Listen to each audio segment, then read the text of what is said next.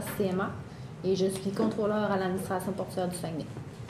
Bonjour, Mélanie Vinciette, CPA auditrice CA, donc directrice en certification chez Mallette. Bonjour, Virginie Vachon, CPA auditrice CA, directrice en certification chez Mallette également. Bonjour, je me présente, William-André Dupont. Voici mes collègues Alexandre Doualan, Frédéric Fortier. D'abord, merci de nous recevoir aujourd'hui. Nous sommes très heureux d'être ici pour vous présenter le résultat de notre analyse. Donc, pour débuter, nous vous parlerons de l'enjeu principal du code, c'est-à-dire les flux de trésorerie prévisionnels. Par la suite, nous ferons les recommandations quant au projet d'acquisition de la bouquinerie. Pour continuer avec l'établissement des contrôles internes en lien avec la campagne de financement. Par la suite, l'amélioration de la présentation des informations financières pour terminer avec un plan de mise en œuvre. Donc, pour débuter, on va passer avec une brève analyse de la situation actuelle. Merci. Donc, la situation actuelle de Momentum va donner une bonne idée globalement de ce qui se passe dans l'entreprise. Premièrement, l'analyse des forces. On a vu que l'organisme est présent depuis 17 ans dans la communauté. Il exerce ses bienfaits, ce qui représente sa plus grande force. Pour ce qui est de ses faiblesses, on a vu au sein de l'organisme qu'il y avait des problèmes au niveau du contrôle interne et des problèmes de gestion. Pour ces opportunités, l'organisme a vu une opportunité d'acquisition d'une bouquinerie. De plus, cette acquisition se traduit en un déménagement vers le centre-ville. Par contre, pour ce qui est des menaces qui planent sur l'organisme, le manque de liquidité, qui est peut-être en relation avec les pertes de subventions, nous amène au cœur même de la problématique qui est dans l'organisme. Donc, au niveau des flux de trésorerie prévisionnels, on a vu cette année qu'il y a un déficit. Donc, pour le futur, on a d'abord mentionné une diminution de la subvention du ministère de la Santé de la Colombie-Britannique, passant de 250 000 à 200 000. Donc, on établit que pour les 5 prochaines années, cette subvention-là va rester à la hauteur de 200 000. Par contre, au niveau de la subvention dans l'SP de 40 000, elle a augmenté pour 2018 et notre directrice générale tend à dire que cette subvention-là va persister donc, dans le futur. On l'a laissé là pour les 5 prochaines années. La contribution de Centraide, 20 000 elle était un petit peu inférieure l'an dernier. Par contre, les frais liés à cette subvention-là ont augmenté, dépassant 20 000 Donc, on va avoir le droit à la subvention complète de 20 000 pour les 5 prochaines années. Et on voit ici une diminution au niveau de la campagne de financement. On a tenu compte des chiffres de 2017, étant plus pessimiste. On ne veut pas voir la situation trop rose, on veut vraiment voir la réalité. Donc, on la laisse au niveau de 30 000 Au niveau des sorties de fonds, presque toutes similaires à l'an dernier, et ça pour les 5 prochaines années, à l'exception près des salaires des cuisiniers et des denrées ici, qui augmentent à 1,5 par année, qui suit l'inflation. Le 39 000 de frais généraux ici, on a tout de même considéré 2017, même s'il y a eu une augmentation majeure de 7 000 entre les 2 années, tout simplement pour être le plus pessimiste possible, pour avoir la situation bien au fait. On aurait pu considérer une augmentation de 1,5 pour les autres dépenses. On ne l'a pas fait, mais juste garder en tête que ça pourrait être possible. Il y aurait une petite différence ici au niveau du total des charges. Et finalement, au niveau du sommaire, vous voyez ici que globalement, on a un déficit autour de 57 000 à 60 000 dans les 5 prochaines années. On va arriver avec des solutions pour vous les combler. Donc, comme on a établi, en fait, c'est que pour les 5 prochaines années, on a un déficit. Les raisons probables à ça, c'était bien sûr la perte de subvention de 50 000 du ministère de la Santé de la Colombie-Britannique. Sinon, il y avait un problème au niveau de la baisse pour la campagne de financement. On va passer plus en détail plus tard, mais ça, c'est sûr que c'est un des problèmes. Aussi, comme mentionné, il y avait une augmentation des frais généraux. Comme on a pu voir sur les informations qu'on avait, les états financiers 2017 étaient non audités. Puis on sait aussi que la commission comptable était très débordée. Donc, il y a des possibilités d'erreurs comptables, ça serait à vérifier. Si on va plus en détail au niveau de la cuisine collective, justement, on voyait qu'il y avait l'augmentation des frais de 1,5 encore là, vu qu'on dépassait les montants de la subvention pour essayer d'aller négocier pour une hausse au niveau de Centraide. Sinon, bien sûr, il y avait le projet d'art-thérapie. Prendre des choses, il ne faudrait absolument pas abolir ce projet-là, parce que, tel que mentionné, on a une subvention de 40 000 à chaque année pour ce projet-là. Donc, bien que pas rentable ou peu rentable, c'est bien de garder la liquidité de 40 000 par année. Aussi, selon la mission de l'organisme, on voyait que c'était la réinsertion sociale et professionnelle de personnes atteintes de maladies mentales. Donc, on voyait que ce projet-là intégrait justement professionnellement et socialement les bénéficiaires.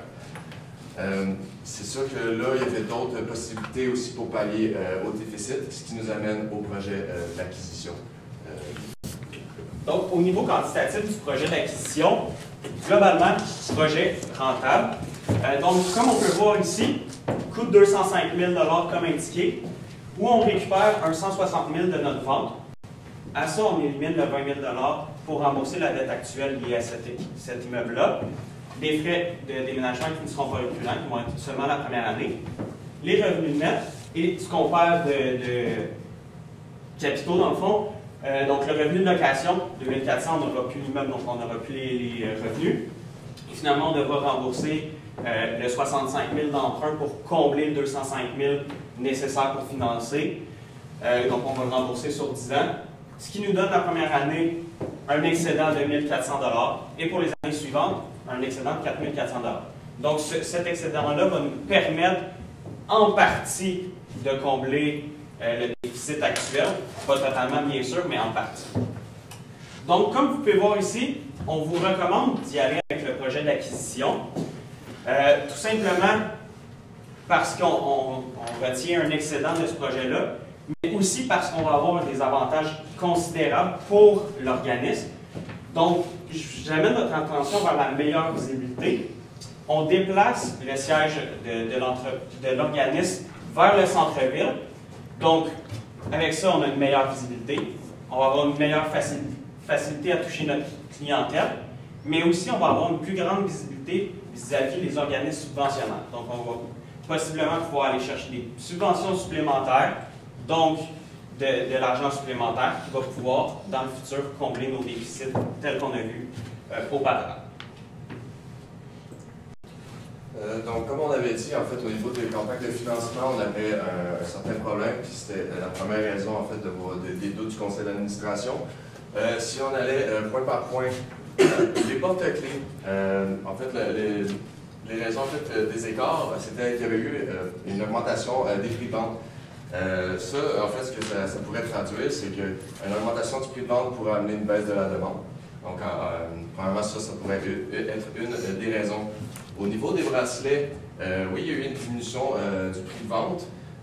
Cependant, les coûts ont augmenté. Donc, au final, l'excédent relié à cette activité-là a diminué, ce qui entraîne une baisse de liquidité comparée à l'année précédente. Au niveau des t-shirts, encore une fois, le prix de vente était pareil d'une année à l'autre. Toutefois, encore une fois, les coûts ont augmenté pour le même résultat qui était une baisse de l'excédent, donc des liquidités. Bien sûr, il y avait une autre possibilité. En fait, c'était au niveau du contrôle interne pour les ventes de ce projet-là. En fait, de pallier à ce problème-là qu'on a vu à certaines entreprises, comme quoi qu'on avait de la misère à faire un suivi des quantités qu'on vendait lors de la campagne de financement, on a élaboré un contrôle interne en 5 étapes faciles afin de s'assurer que ces quantités-là soient bien comptabilisées. La première étape, ce serait un décompte physique, premièrement, des stocks qu'on détient au début du projet de 2 personnes indépendantes. Cette mesure-là s'assurait justement d'avoir une réalité de tous les stocks et de ne pas en manquer, de ne pas avoir des fausses informations. La deuxième étape, ce serait de faire appel à des factures prénumérotées afin d'avoir une exhaustivité de tous les ventes qu'on fait, ce qui va être plus facile justement afin de comparer les résultats qu'on va avoir à la fin. La troisième étape, un rapport des ventes à l'aide de la facturation. Le rapport va faire état de tous les ventes et avoir chiffre qu'on va pouvoir comparer avec le décompte physique à la fin par deux personnes indépendantes encore. Ce moyen-là va nous donner soit des écarts ou des chiffres égaux, comme quoi qu'on a bien fait notre boulot. Ou si on a des écarts, on va pouvoir venir faire un contrôle sur ceux-ci pour pas qu'ils se reproduisent, et on va pouvoir aussi démystifier c'est quoi la problématique au niveau du suivi des quantités. Et comme on avait mentionné aussi, il y avait un problème au niveau de la gestion, donc on a donné certains conseils à mettre en place. Notamment, un des gros problèmes, c'était le manque d'informations, surtout en temps opportun. Si on prend l'exemple de la campagne de financement, si vous aviez eu les bons résultats au bon moment, on aurait pu essayer de pallier au problème, donc enrayer aussi la baisse de la performance de la campagne de financement. Ainsi avoir des liquidités nécessaires, puisque c'est un point névralgique de l'organisme. En fait, les impacts d'un manque d'information, comme je l'ai mentionné, c'était un prolongement du temps de réaction. Si on n'a pas les informations à temps, notre réaction ne suit pas justement l'évolution du projet. En fait, après ça, il y avait un manque d'informations pour les prises de décision. Comme j'ai dit avec l'exemple de la campagne de financement, si vous n'avez pas l'information, si on n'a pas l'information, on ne peut pas pallier au problème. Donc, nos recommandations, ce serait bien sûr d'y aller avec un budget à base zéro, c'est un organisme sans but lucratif, à but non lucratif, pardon. En fait, c'est que comme ça nous permet d'établir vraiment nos objectifs et nos besoins pour le futur. En même temps, ça nous permet d'avoir un meilleur contrôle lors des activités. Aussi, il faudrait penser à faire des états financiers trimestriels, étant donné qu'on reçoit des subventions trimestriellement de la part du gouvernement. Ça serait bien de faire des états financiers qui suivent la même période. Sinon, on voyait aussi qu'il y avait un problème au niveau, la commis comptable était débordée, donc il y avait potentiellement un problème aussi au niveau de la séparation des tâches. Bien sûr, comme on l'avait mentionné, il y avait une possibilité de problèmes et d'erreurs comptables. Donc, pour avoir des données en temps opportun, il faut aussi qu'elles soient adéquates. Donc, une des recommandations, c'est qu'on pourrait former une future directrice générale adjointe. On va pouvoir parler plus tard par rapport au recrutement. Sinon, on pouvait aussi aller, encore une fois, avec le recrutement, une séparation des heures. Donc, essayer de répartir plus efficacement le temps alloué au service comptable. Donc, comme mon collègue m'a mentionné, on voulait recruter un nouveau adjoint DG qui deviendrait DG dans 5 ans. On vous a fait un tableau comparatif des 3 candidats potentiels à ce poste. On a trouvé plus important de vous parler de la candidate qu'on irait de l'avant avec, soit l'employé à l'interne. Puisque cet employé-là bénéficie de la culture d'entreprise, qui est très ancrée en elle, puisqu'elle est là depuis le début et la création de l'organisme. De plus, elle est très dévouée envers les bénéficiaires, ce qui assure une éthique irréprochable à ce niveau-là.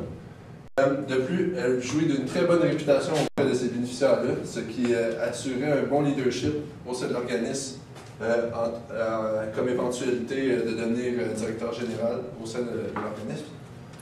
Au niveau de ses faiblesses, on avait vu qu'elle n'avait aucune expérience en gestion, mais c'est une opportunité, comme a mentionné mon collègue, d'acquérir de nouvelles connaissances, soit en comptabilité,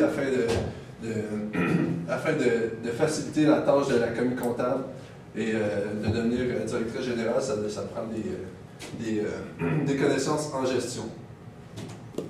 Donc, comme je vous l'ai dit, on va comment d'y aller avec l'employé à l'interne. On voudrait migrer sa charge de travail graduellement vers ce poste-là d'adjoint DG. Puisqu'on avait des problèmes de liquidité, on a mentionné tout au long de notre présentation, engager un CPA ou un DG d'un autre organisme, ça coûtait très cher. Donc, prendre graduellement ces fonds-là et les investir dans cette personne-là, ça va nous donner l'opportunité de se ressaisir au cours des années, dégager des liquidités, et de plus, elle va pouvoir acquérir des connaissances qui vont l'aider aussi dans sa gestion.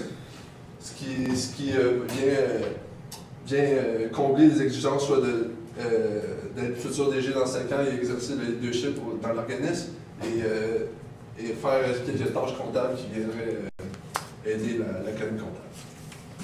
Donc, au niveau du sommaire de la présentation, donc, dans quel ordre on vous suggère d'appliquer toutes ces recommandations-là? En premier lieu, il faut définitivement régler les problèmes de déficit de trésorerie, autant actuellement que vers le futur. Donc, pour le futur, évidemment, ça serait d'aller chercher des subventions supplémentaires. Mais d'abord, on a perdu 50 000 de subventions au niveau du gouvernement de la Colombie-Britannique. Donc, ça serait d'essayer de travailler avec cette entité-là pour retourner chercher notre 50 000 qu'on a perdu. Diverses façons de le faire, par les états financiers trimestriels qu'on vous a présentés. Donc, un gouvernement qui nous donne de l'argent à titre de subvention est toujours très enclin à recevoir un compte-rendu de ce qu'on fait avec l'argent et est beaucoup plus motivé à nous donner des fonds supplémentaires quand on en demande s'ils savent qu'on utilise l'argent adéquatement pour le service qu'on donne aux citoyens, donc les gens qui sont atteints de déficit de la santé mentale. Sinon, évidemment, il va y avoir le projet d'acquisition, mais on va vous en parler un petit peu plus tard. Ensuite, mettre en place les améliorations au niveau de l'information financière. Je vous ai parlé du côté des subventionnaires. C'est vrai pour le gouvernement et pour tous les autres subventionnaires, mais c'est aussi vrai à l'interne au niveau du conseil d'administration pour la prise de décision. Tous les rapports trimestriels qu'on vous a suggéré de faire, c'est important de les faire pour l'externe, mais pour l'interne, pour que nos prises de décision soient beaucoup plus efficaces et qu'on soit au fait de la situation beaucoup plus rapidement. Donc, savoir qu'il y a un déficit, on veut le savoir assez rapidement, mais si on a un surplus aussi, on veut le savoir parce qu'on peut réinvestir l'argent ailleurs pour donner un meilleur service à notre clientèle. Ensuite, mettre en place les 5 étapes qu'on vous a mentionnées auparavant pour la campagne de financement. Donc, pour régler le souci au niveau de la baisse des ventes, donc pour s'assurer que tout le processus est bien respecté et qu'on va chercher le plus de ventes possible. Ensuite, établir des prévisions budgétaires, donc par le biais d'un budget à base zéro qui se veut demander à chacun des départements quelles dépenses ils ont besoin pendant l'année, les justifier et ensuite leur attribuer le budget.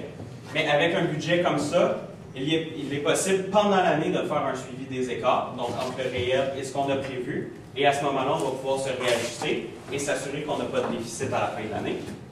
Et finalement, on vous suggère d'acquérir la machinerie, tout simplement pour la visibilité. Donc, on se déplace vers le centre-ville, plus de clientèle, plus de subventionnaires. Puis aussi, ça nous ouvre un nouveau secteur, le secteur de la bouquinerie, qui n'est pas vraiment relié aux santé mentale. Par contre, c'est relié à l'éducation et les deux ont un lien direct. Donc, on vous suggère de l'acquérir dès que possible, mais bien sûr en ayant d'abord réglé les problèmes de trésorerie.